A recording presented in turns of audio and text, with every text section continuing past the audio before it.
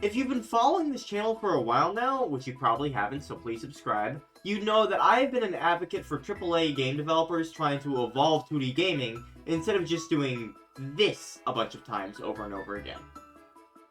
A lot of great and unique experiences can be made in 2D, but I feel like developers have been holding them back by trying to keep 2D games conformed to the same undeveloped design philosophies that they were following during the days of the SNES.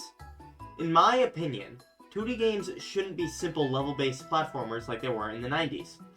Rather, they should be as ambitious and grand as 3D games, but with one less axis. For a while, this unfortunately hasn't been the case. Heck, for a while there, Nintendo even started going in the opposite direction and started making 3D games that were just 2D games with an extra axis. Although I still stand by that Kirby and the Forgotten Land is the top 3 Switch game. But now, after so many years, it seems that some developers are forsaking the constraints that they've been bound to for so long, and are finally making 2D games that live up to the same potential and standards as the 3D ones. These 2D games don't live in the shadow of modern 3D games or classic 2D games.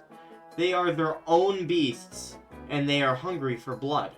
We've still got a ways to go until we're at the same level of variety and ingenuity that I'm constantly proposing, but at the moment we're still closer than we've been for a long time. In order to find out how we got to this point where it took so long for 2D gaming to evolve into what it could be, we have to put the Master Sword back on its pedestal in order to travel back into the time of the 16-bit era, where it all began.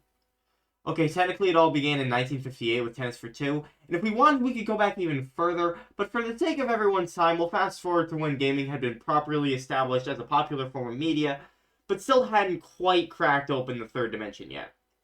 So, back in the good old-fashioned early 90s, things were going well for 2D gaming. New Mario games like 3 and World were revolutionizing the platformer genre, and laying the foundations for many games like them. Sonic, Mega Man, Kirby, Castlevania, Donkey Kong Country, the list goes on. Then games like Zelda, Earthbound, and of course Pokemon were exploring what could be done from a top-down perspective rather than a side-scrolling one.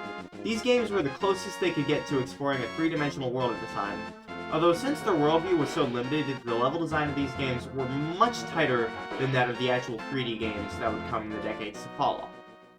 Then there were other side-scrollers coming out at this time that decided to deviate much more from the standard Mario set and try to redefine what a side-scroller could be. The frontrunners in this initiative were, of course, Super Metroid and its older yet littler sister, Metroid 2.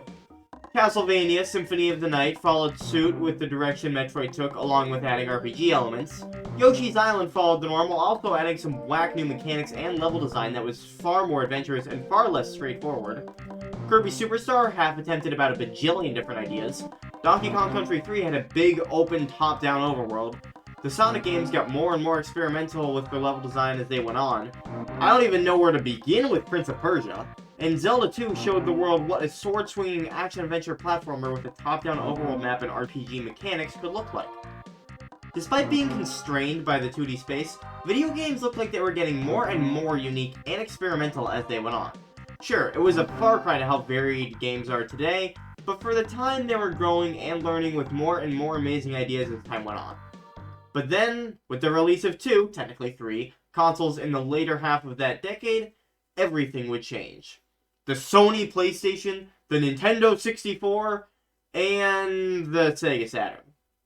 Games like Pilot Wings, Mario Kart, and Star Fox had toyed around with pseudo 3D, or even basic low polygon renders before this, but now with games like Super Mario 64 on the table, we had a whole different matter on our hands. This wasn't F-Zero for the SNES, this was F-Zero X. And with games like this now on the table, the larger game of the industry itself had been changed forever. And if video games started to look like they were getting a bit more experimental before, then we hadn't seen anything yet. Mario 64, Final Fantasy VII, Ocarina of Time, Banjo and Kazooie, Sonic Jam, okay, maybe not that one, and plenty more games were coming out, and they were making their many different 2D counterparts look like identical twins by comparison. These 3D games revolutionized the crap out of their franchises. However, it wasn't quite over just yet for 2D gaming. There were still a decent amount of new 2D games released around this time, and they were very unique. I already mentioned Symphony of the Night, but there was also this little game called Kirby 64 released around this time. It seems that even in the age of 3D, Kirby couldn't help but stick to its roots. Except, upon closer inspection, it actually wasn't sticking to its roots at all. Crystal Shards is definitely one of the more controversial Kirby games nowadays, but back then it was quite a big step for the series and tried a ton of new things.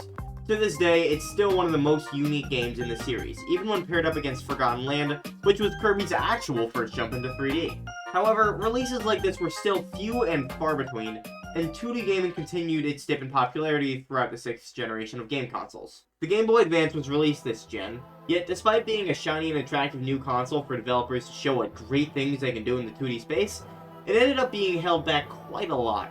Nintendo 3 biggest platformer franchises, Mario, Yoshi, and Donkey Kong, all got remakes and spin-offs instead of any full new entries on this console. And Zelda, Nintendo's 2nd biggest top-down franchise, didn't get a new mainline 2D entry on the Game Boy Advance until after the DS was released. Even the franchises that did get new entries also got remakes. It was as if this console was to be seen as nothing but a portable Super Nintendo. But despite that, the new games that did release on this console fucking slapped.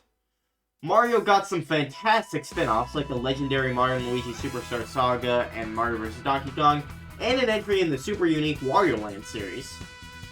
Kirby took a dip into the open world genre with Amazing Mirror, which could absolutely use some fine-tuning but is still an incredible first try at a concept like that. Pokemon peaked this generation. Metroid decided to take a more linear and story-driven approach while still maintaining all the explorative and upgrade-based elements of the Metroid series, creating a very obvious yet unique style of 2D gameplay that I believe may still be one of a kind. Sonic got multiple entries on the system, some being standard for the series and some bringing a lot of new elements to the table. Prince of Persia got the last 2D game it would get until very recently, and it brought a lot of new stuff to the table for 2D gaming as well. Strategy games like Fire Emblem and Advance Wars were very well received on the GBA. RPGs like Final Fantasy and the Mega Man Battle Network series had a field day on this thing. All the remakes on the system, despite being disappointing that they weren't new games, were still absolutely fucking awesome. And while Zelda arrived very late to the party, when it finally did arrive, it showed up hungry for blood. Minish Cap rocks. So, it's nice to know that even if 2D gaming was being neglected this generation, a lot of the 2D games that were being made were at least pulling weight. There was still a lot of stuff that didn't really do much aside from follow the basic standard, but at least the developers who actually cared about making 2D games like Sega, Capcom, and of course, Nintendo, weren't holding back. But then, over the course of just a few years, everything changed. Over the course of the next 2.5 console generations, 2D games would actually see a resurgence, but not without cost. In order to see a proper return, 2D gaming would sell its soul. It all started in 2006 with a little game called New Super Mario Bros. As I said, all the Game Boy Advance got from the Mario series were spin-offs and re-releases, and it was the same for the Game Boy Color, meaning this was the first brand new 2D Mario game since Super Mario Land 2 an entire 10 years later. Now, we've all most likely heard how this story goes about 1,000,000 times. New Super Mario Bros. On the DS was a really fun game and a grand return for the series, but didn't do too much in the way of new ideas since it was really just trying to re-establish 2D Mario. Then, 3 years later, we got a sequel for the Wii, which was a really solid, charming, and nostalgic 2D platformer, but it had even less new, cool, creative ideas than the DS game did. Then, 3 years later, there were 2 more 2D Mario games released back-to-back, both of which had even less new ideas and really just felt like New Super Mario Bros. Wii again. New Super 2 at least had the coin gimmick, but New Super Mario Bros. U ended up being notorious for being a really bland and unoriginal game, and I personally believe it to be an insult to AAA game development as a whole. 2D Mario is a massive franchise, and massive franchises deserve more than this in order to be justified. Now, the frustrating downfall of New Super Mario Bros. Is a story that I'm sure you've all heard. But the part of the story you haven't heard is how the same thing happened to several of Nintendo's other franchises. Now, it should be stated that even at their worst, none of Nintendo's other 2D platformers got to the point of blandness that the New Super Mario Bros. Series was at, but very few of them were exactly groundbreaking. A lot of them just stuck to the status quo. It all started, once again, on the Nintendo DS with the new Kirby and Yoshi games. Kirby got a couple super creative spin-offs and a remake of the beloved Kirby Superstar, but it only got one full new mainline release in the form of Kirby Squeak Squad. Similarly, Yoshi's Island got a new game on this platform in the form of Yoshi's Island DS. I should note that while I did do my research for this, I haven't actually gotten around to playing either of these yet, so if you disagree with what I'm going to say here, you have every right to take it with a grain of salt. Yoshi's Island DS was a well-received game, but it didn't seem to have anything new under its belt. The only new mechanic anyone talks about is switching babies to gain access to different mechanics. That does seem like a pretty big game changer, but from what I've heard, the rest of the game is just Yoshi's Island again. Then when Yoshi's New Island came out on the 3DS years later, the majority percentage of its players found it to be mediocre or worse, and felt that it added nothing new to Yoshi's Island. Then there was Kirby. Kirby Squeak Squad added a lot of new mechanics like Kirby's Little Pocket Dimension, and its level design, while linear, sometimes acted far more like a labyrinth than just starting on the left and going to the right. However, it still looks to be a lot more by the numbers than many of its more recent predecessors. Superstar, Crystal Shards, and Amazing Mirror all experimented quite a bit with their level progression with varying amounts of success, while Squeak Squad just uses the super traditional and basic 2D platformer progression that all the other 2D platformers use. This followed suit for the Kirby series with the super mechanically creative yet still overall pretty traditional Wii spin-off Kirby's Epic Yarn in 2010, and with the first mainline home console Kirby release in ages, Kirby's Return to Dreamland in 2011.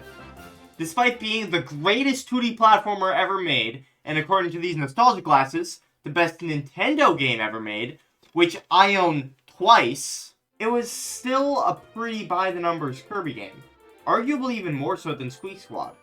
This trend continued with Triple Deluxe, Planet Robobot, and Star Allies. Now, I love these games to death. Heck, Star Allies was the reason I bought my Switch. I really love Kirby.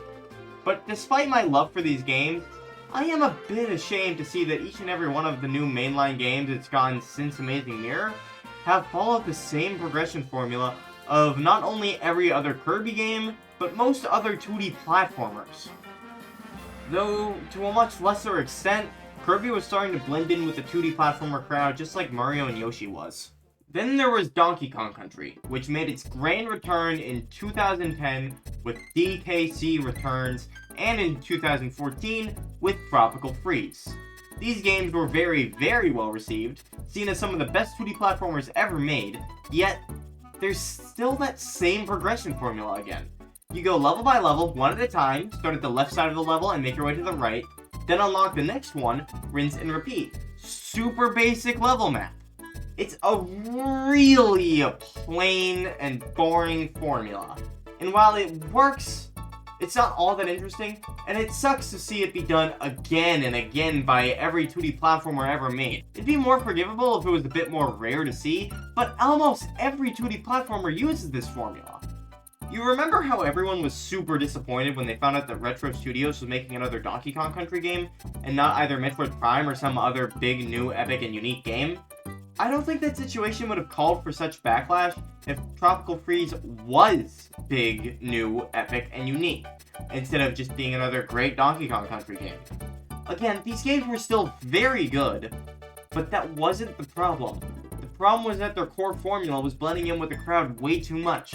The same old thing was being done again, and again, and again, by several different game series.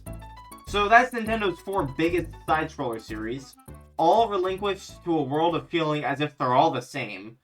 During this time, Nintendo also took some of their 3D game franchises that had nothing in common with the 2D platformer genre, and tried to turn them into traditional 2D platformers as well. I think it would have been interesting to see Chibi Robo or Pikmin in a 2D space if they still stuck to the standard design principles of their respective series, but since Nintendo made them 2D by converting their formulas into that of a basic 2D platformer, and they carried over not a ton from the originals, it's no wonder that Nintendo nearly got crucified over Chibi Robo Ziplash and Hey Pikmin. Meanwhile, the far more unique Wario Land series still hadn't seen a new entry since 2007, and the non-linear action-adventure Metroid series hadn't seen a 2D outing since Zero Mission in 2004, which was a remake.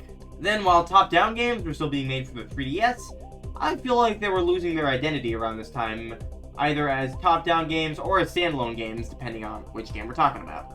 I'd still consider the 3DS Pokemon games to be 2.5D top-down games, despite their continuously growing uses of 3D space. Though with how much they experimented with new camera angles in the Alola games, my definition of top-down is being stretched thin more and more. Fire Emblem Awakening could be considered a top-down game, but only in combat, as its cutscenes were a mix between visual novel-style sprite conversations and full 3D cutscenes. As for The Legend of Zelda: A Link Between Worlds, while it was undoubtedly a 2D game in its entirety, it positioned itself as a sort of reimagining/sequel to The Legend of Zelda: A Link to the Past, which came out 20 years earlier?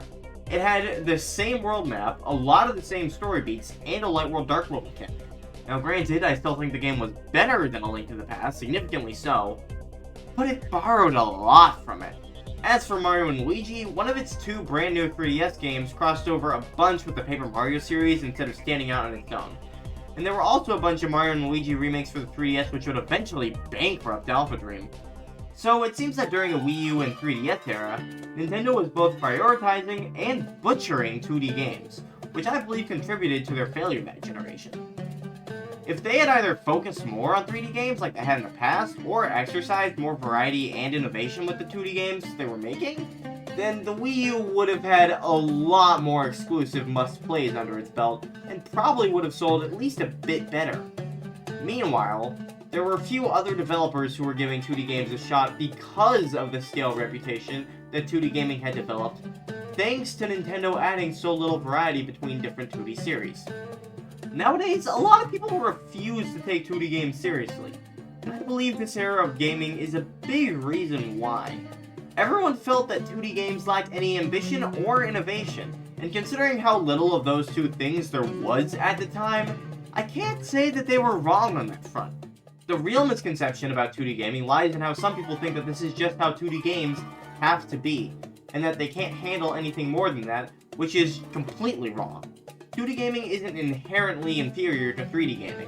They're often just made that way because major developers of 2D games decide not to evolve anywhere past how they were made in the days of the Super Nintendo and Sega Genesis. And even then, 2D games were innovating much more in the 90s than they were around this time. No one was making any Metroid Fusions or GBA Prince of Persias anymore. It was just a bunch of copies of classics like Super Mario World and Sonic 2.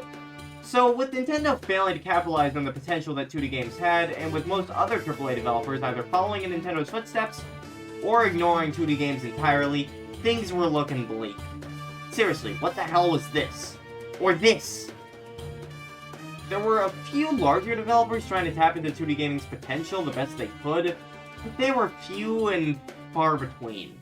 However, thankfully, there was still one part of the games industry that remained who did their best work in the 2D space, and they weren't going to let the current streamlined image of 2D gaming stop them from innovating. I am, of course, talking about the indie scene. During the 2010s, around the same time as 2D gaming had finished being worn down to a soulless husk, the indie scene boomed. Independent developer after independent developer started pumping out 2D games, and these games did not follow the traditional norm like the stuff Nintendo was making. They did their own thing, and they did it well. Heaps upon heaps of Metroidvanias were created, like Hollow Knight, Ori and the Blind Forest, Axiom Verge, and the fan-made Metroid game AM2R, which captured the hearts of thousands of neglected Metroid fans. But it wasn't just 2D adventure games either. Games like Celeste proved to the world that just because you're a linear platformer doesn't mean you have to follow this traditional standard formula that all other linear platformers follow. Then there were also some phenomenal top-down indie games around this time, like Stardew Valley and Undertale, which are loved by millions and considered to be some of the best games ever made. Then Terraria also exists, and it's Terraria. The list of amazing, creative, and unique 2D games made by the indie scene around this time keeps going on and on. It saddens me to say that I've barely played any of these, but I will be forever grateful, because I feel that if it were not for these games, then the true potential of 2D gaming may have been lost forever. But then, it's time for us to get to today. It's time to get to the reason I'm making this video. Because I believe that we may finally be at a renaissance. A time when not only are the independent developers pulling their weight with excellent 2D games, but so are the big uns. And while it took a while to get us here, and as a matter of fact, I don't believe that we are entirely there yet, the seeds for this grand return were laid all the way back in 2015. Around the same time as the indie boom, actually. Around this time, Nintendo was hearing the complaints about too many 2D platformers and how 2D Mario was starting to feel like it's all the same. And their response to our complaints about Mario being super bland? Let us make it ourselves. Super Mario Maker was released to the world in 2015, and despite being on a console that only around 7 people owned, it was a big deal. People were able to inject their own ridiculous, creative, and unique ideas into 2D Mario, and it didn't feel bland or boring in any way, shape, or form. 4 years later, Mario Maker 2 was released for the Nintendo Switch, and despite not setting the world on fire quite like the original did, it was still a pretty big deal. It had a ton of new options and mechanics that users could implement into their own levels to make them even more fascinating. Not to mention, Mario Maker 2 also had its own campaign mode. Now, this campaign mode wasn't big. It was mostly just a little side thing from the main attraction of creating and playing fan-made levels, but in my personal opinion, this campaign mode is incredible and it's better than most actual 2D Mario campaigns. Brand new 2D Mario games in the future should take notes, honestly. This is super good. So Mario Maker was the first step towards a better future for 2D gaming, and slowly but surely we could see other 2D games following suit. The main game in Kirby Star Allies was pretty standard and by the numbers when it comes to the progression formula, but the Another Dimension post-game game mode was very unique and did not follow many 2D platformer conventions at all. Same with the Magolor Epilogue in Kirby Return to Dreamland Deluxe, which was released last year. Then, AAA developers outside of Nintendo were finally deciding to maybe give 2D gaming a chance again. Sonic Mania and Mega Man 11 were released in 2017 and 2018 respectively, and while they weren't groundbreaking or game-changing releases in their respective franchises, they were seen as a return to form for their struggling series, and their core formula already varies a little bit from the traditional platformer formula. Then there was Yoshi's Crafted World, a sequel to Yoshi's Woolly World, and seen as inferior to the first one by everyone except me. Yoshi's Crafted World is amazing. Yoshi's Crafted World was very, very traditional in a progression sense, but it had something which was a totally new and awesome idea for 2D platformers. While you can still only move in 2 directions, these pathways change which 2 directions you can move in. You can go back and forth instead of left and right for short occasions, and this directional pathway system changes up the gameplay a lot. This is a genius idea, and I want to see it used more in future Yoshi games, along with a lot of Crafted World's other awesome ideas. But while all this stuff is big steps forward, it merely complements the big 2D bombshell we got in 2017. The return of Samus. Metroid's back, in an official capacity this time.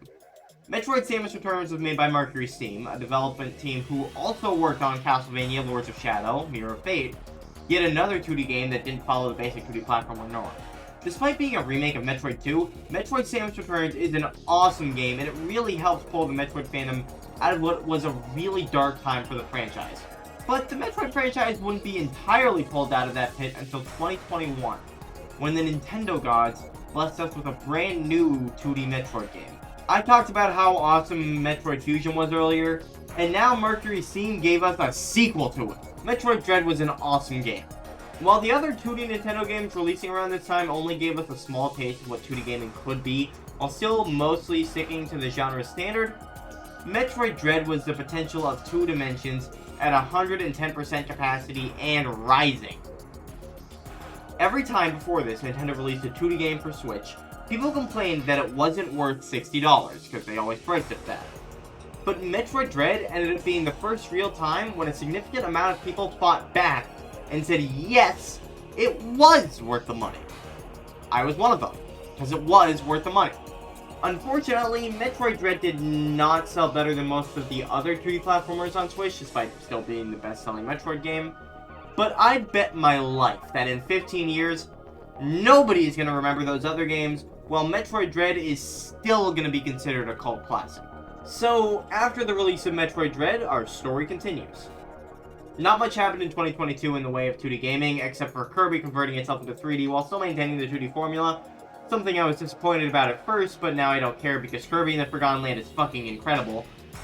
But once 2023 came along, things really started to move along in this story. We got a remake of my favorite nostalgia-based Nintendo game. Oh, you can't see it. Oh. The fucking lighting. Look at it, it's beautiful. It's beautiful. But the real 2D attraction for this year was Super Mario Bros. Wonder. And also Super Mario RPG. So, apparently, after Mario Maker blew up, Nintendo finally realized that they need to do more to justify a new 2D Mario game than slap a fresh coat of paint and new levels onto an old 2D Mario game and then ship it again. Even though they did even less than that for New Super Mario Bros. U Deluxe and it still sold a gazillion units, this is fucking stupid.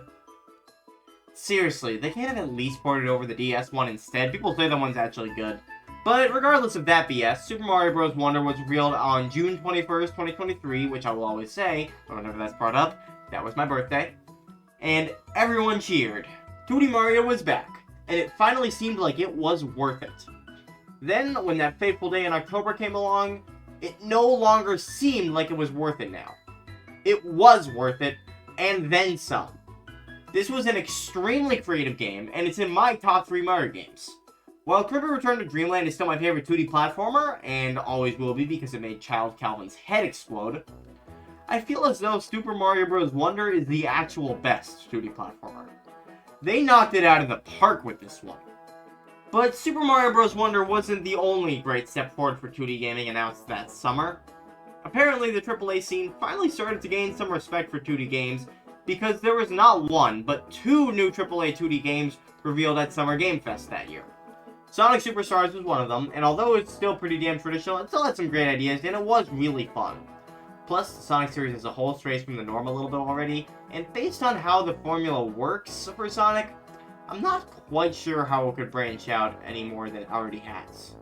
Although, I haven't really played any of the 3D Sonic games, so maybe it could take some ideas from the ones that people like. Then the third and final new 2D game revealed that summer was Prince of Persia: The Lost Crown, a game that released about a month ago. I've been playing The Lost Crown a good bit, and while I haven't sunk a crazy amount of hours into it yet, I still can't help but tell you all that this game is amazing.